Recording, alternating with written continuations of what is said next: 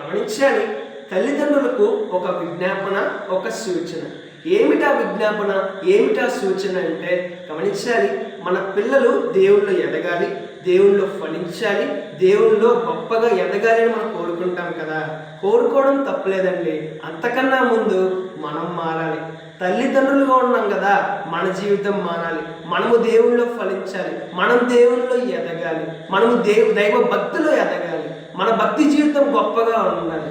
మనకే భక్తి జీవితం లేకపోతే, మనకే దేవుళ్ళు ఎదుగుదల లేకపోతే, మనమే పరిశుద్ధంగా బతకపోతే మన పిల్లలు ఎలా బతుకుతారు?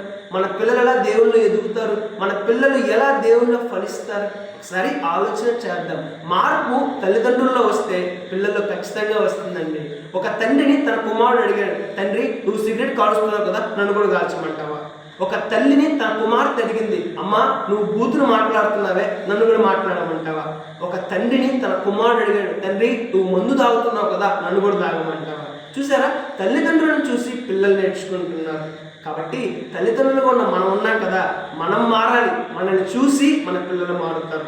మనం మారితే మనల్ని చూసి మన బంధువులు మారుతారు. మనం మారితే మనల్ని చూసి మన మిత్రులు మారుతారు. మొదట భక్తి జీవితం మనలో రావాలి.